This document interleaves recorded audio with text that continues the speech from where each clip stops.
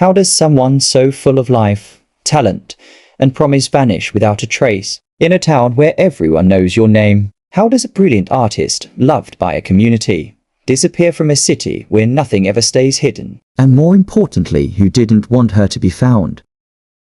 Emilia Hart was more than just a painter. At 27, she was the vibrant soul of Millridge, a small, artsy town tucked between forested hills and historic charm. Known for her colorful murals that turned the greyest buildings into canvases of hope, Emilia's name carried weight, not just in galleries but in hearts. She taught art to kids at the local youth center, hosted weekend painting retreats, and had just secured a solo exhibition in New York. She was on the brink of national recognition. Her Instagram overflowed with thousands of followers who adored her raw, abstract style and poetic captions. Her last post, a haunting, half-finished portrait captioned "Unfinished stories have their own language," now reads like a ghostly premonition.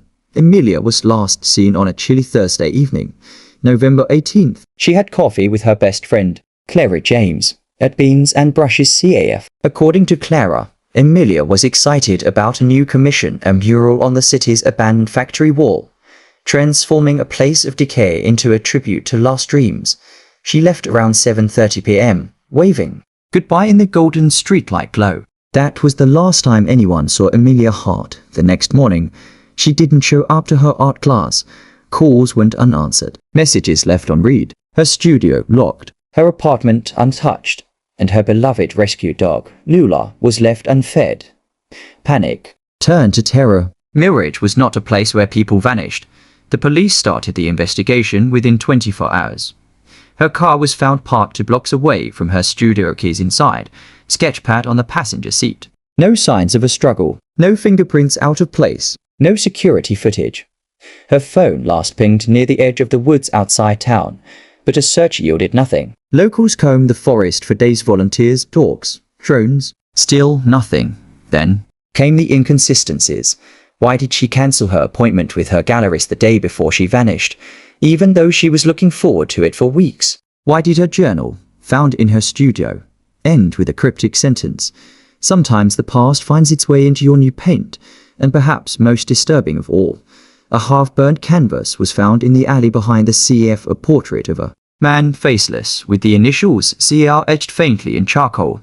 The town murmured, was it an ex? A stalker? A message? The police focused on Emilia's known circle, but in a city where everyone claimed to know her, no one truly knew what she was hiding. Clara James, her best friend, was the first to speak to the media, carefully begging for answers, but some residents noted her nervous energy. She had recently had a public argument with Emilia over her ex-boyfriend, Callum Rhodes, a local musician and bartender. Callum had dated Emilia briefly in 2022. Their split was quiet, but insiders said it was messy. Callum had a history of jealousy and a protective streak that sometimes bordered on obsessive.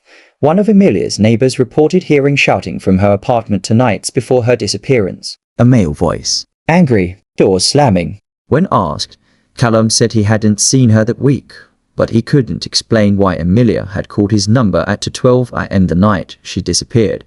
The call lasted 32 seconds. Police questioned him, but no arrest was made. No evidence tied him directly to the crime.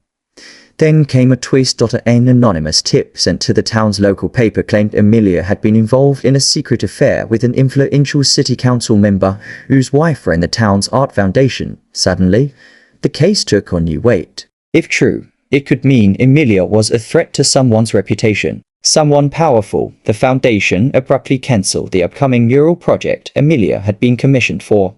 Coincidence or cover-up? Weeks turned to months. Leads dried up. Suspects walked free. The town of Millridge changed. Murals were left unfinished. Art shows were cancelled. Her students cried silently in classrooms to quiet. Her mother, Emilia Hart, never stopped lighting a candle at her porch window every night. A year passed. Then, on the anniversary of her disappearance, a breakthrough came not from the police, but from a podcast. Voices of the Vanished, a true crime podcast covering unsolved cases, aired a special on Emilia's story. One listener, a hiker named Dylan, called in. He had found something months earlier in a shallow creek near Pine Rock, an area 10 miles from the last cell ping. A rusted locket. Inside, A small photo of Emilia and Lula. Authorities rushed to the site. Beneath the creek's dried mud, wrapped in tarp and cloth, they found human remains. Dental records confirmed it. Emilia Hart was dead.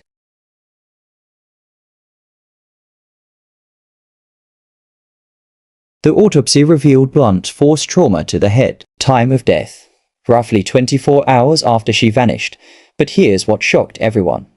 Strands of hair were found in the tarp. DNA matched not to Callum or Clara, but to Sophie Lartem, the wife of the city council member rumored to be having an affair with Emilia. Sophie had always kept a low profile, elegant, poised, admired for her charity work, but jealousy, it seemed, had a boiling point. Investigators found surveillance footage from an art gala 2 weeks before Emilia disappeared. In it, Sophie confronts Emilia in the hallway, aggressively grabbing her arm. No audio, but witnesses later confirmed there was tension. Rumors said Emilia planned to go public with the affair. Then came the final damning evidence: a deleted message, recovered from Sophie's phone during a court-mandated data extraction.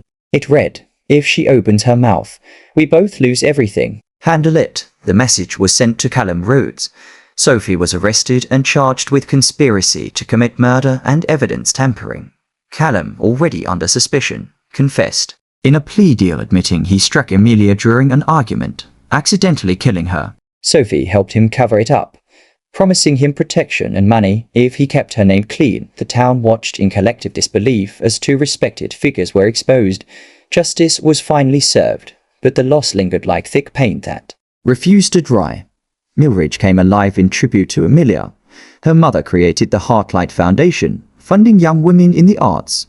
The abandoned mural site was finally painted not by Emilia, but by her students. They recreated her last unfinished canvas, this time with a complete, glowing face. A plaque beneath it reads, "She painted truth into a town too scared to see it."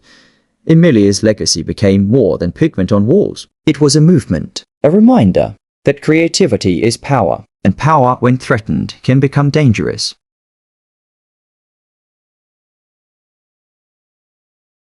Art doesn't stop when the artist does. It breathes through the people it touched. If Emilia's story moved you, share this video. Let her art live beyond silence. Comment below, what do you think truly happened that night? Could anyone have stopped it? And don't forget to subscribe for more stories where the truth demands to be seen.